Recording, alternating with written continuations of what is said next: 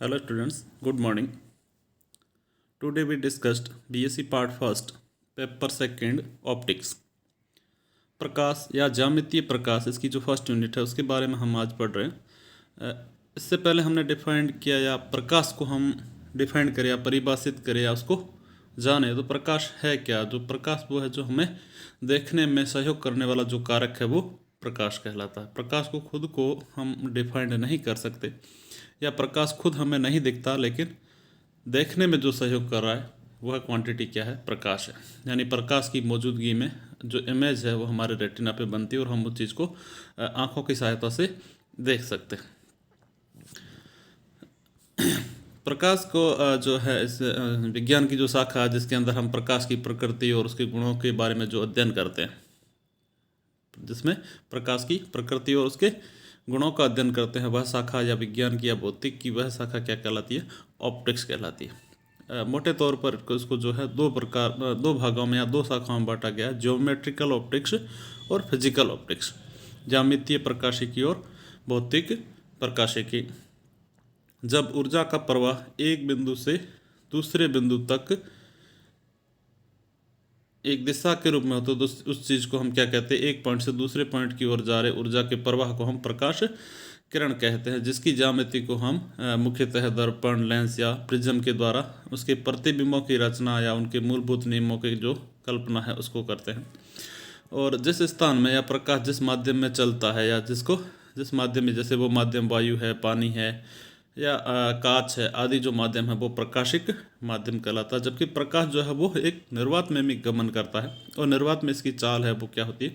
अधिकतम होती है, तथा माध्यमों में इसकी चाल जो है निर्वात से कुछ कम होती है और अलग अलग माध्यम में अलग अलग रहती है। अगर किसी माध्यम में सभी बिंदुओं पर उसका घनत्व एक समान रहे तो वह माध्यम विसमांगी माध्यम में हेट्रोजीनियस मीडियम कहलाता है।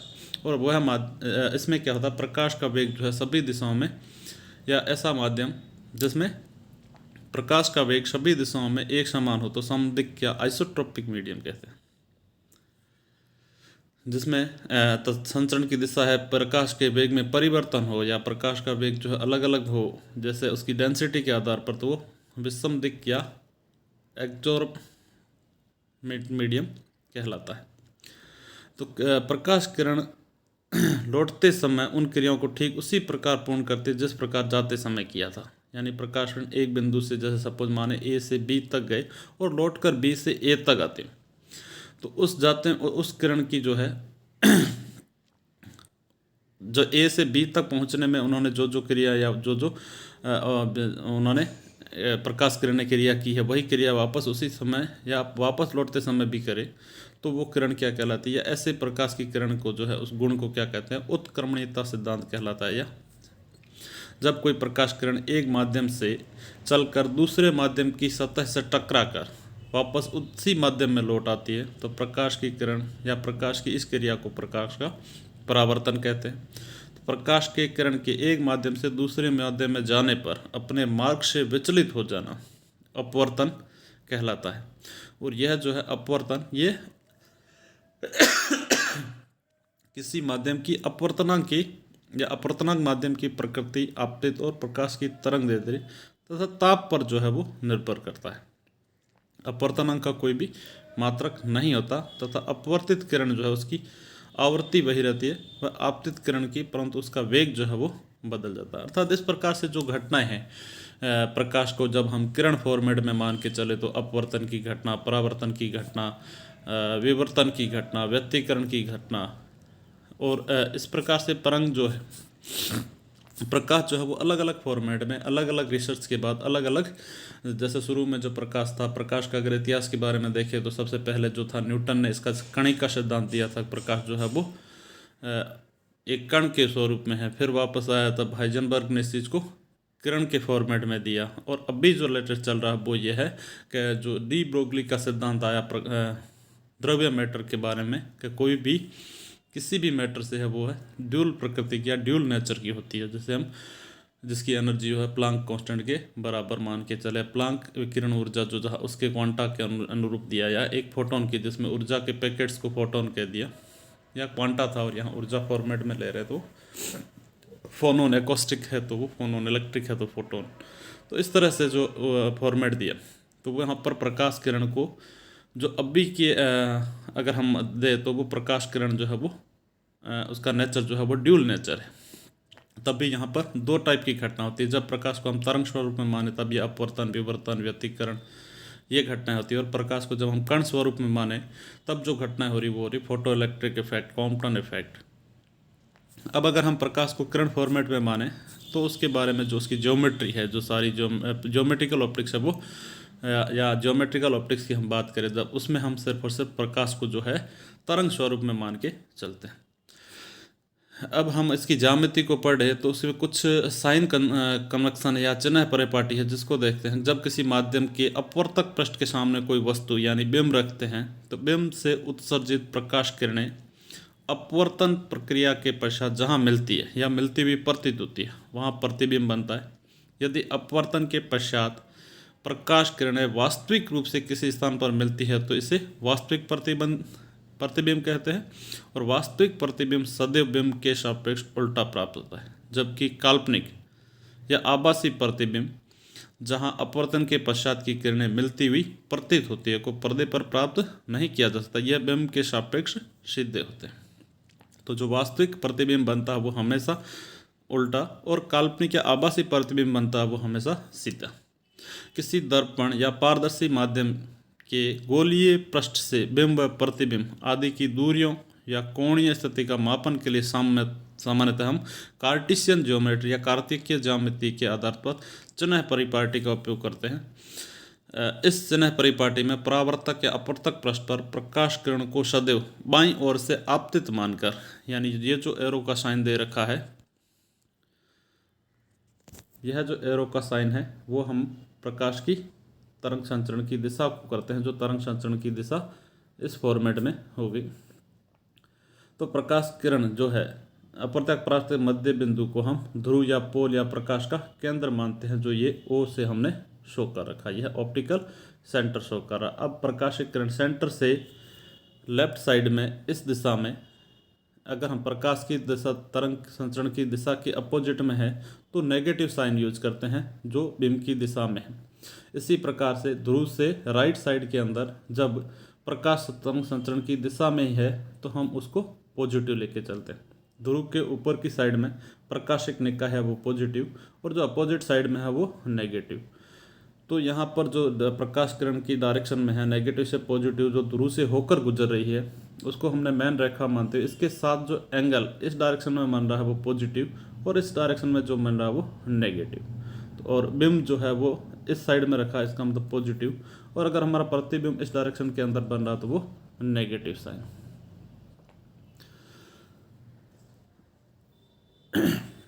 इसमें हमने अलग अलग दे रखी अनुदैर्ध्य दूरियों के लिए हम इसके अनुसार मुख्य अक्ष पर नापी जाने वाली सममित दूरियों के चिन्ह आपतित किरण की दिशा के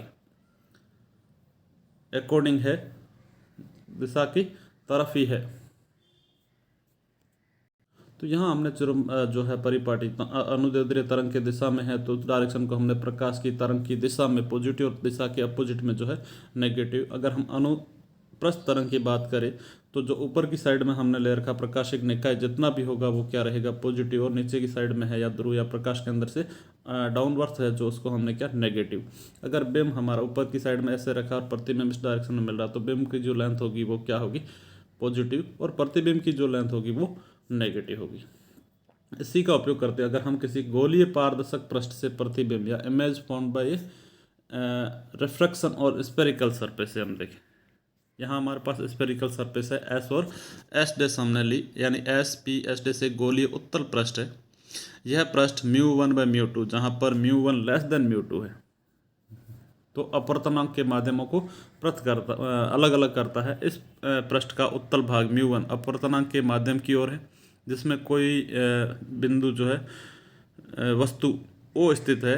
यदि बिंदु O व वक्रता के अंदर C को मिलाने वाली रेखा OC मुख्य अक्ष कहलाती है। यह रेखा अपवर्तक पृष्ठ को बिंदु P पर काटती है जिसे अपवर्तक पृष्ठ का ध्रुव कह दी है जो पॉइंट P है। बिंदु वस्तु O से प्रकाश की किरण OA डायरेक्शन में से अल्फा कोण बनाती हुई, अल्फा कोण यह जो है अल्फा कोण बनाते हुए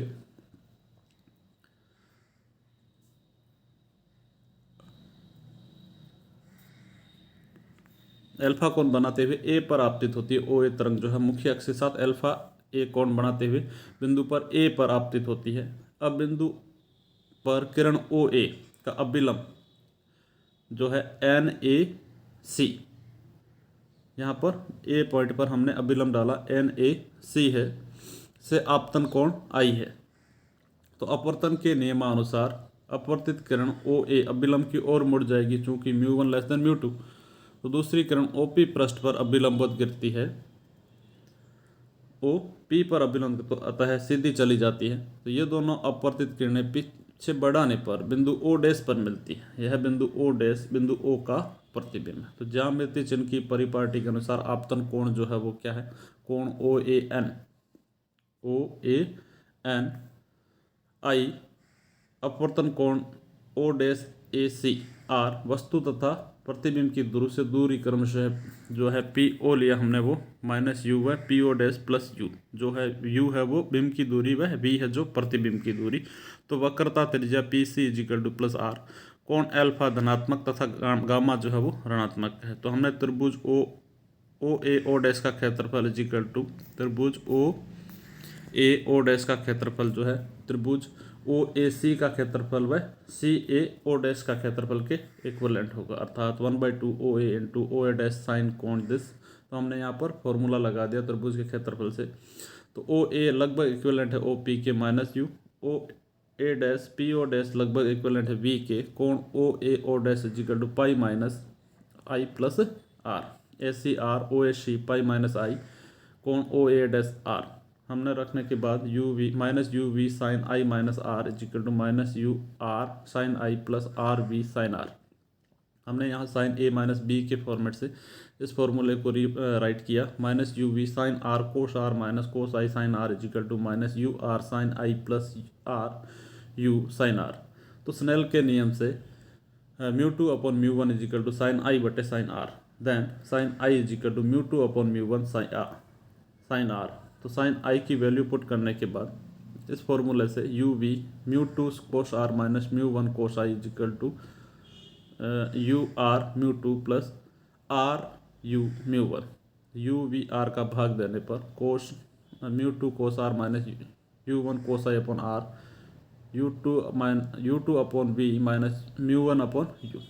आपतन कोण आई लघु कोण है, अर्थात cos I cos R equal to 1 के equivalent, then μ2 minus μ1 upon are equal to μ2 upon V minus μ1 upon V. इसको रीराइट किया हमने, तो μ2 upon V minus 1 upon U equal to μ1 R, या μ1 टू जो μ1 अपॉन μ2 को प्रथम माध्यम के सापेक्ष द्वितीय माध्यम का अपवर्तनांक कहते हैं। यह जो गोलीय आवर्तन के पश्चात उनकी परिपाटी। Thank you. नेक्स्ट हम अगले वीडियो के अंदर उसका आवर्धन व आवर्धन के प्रकार के बारे में पढ़ेंगे।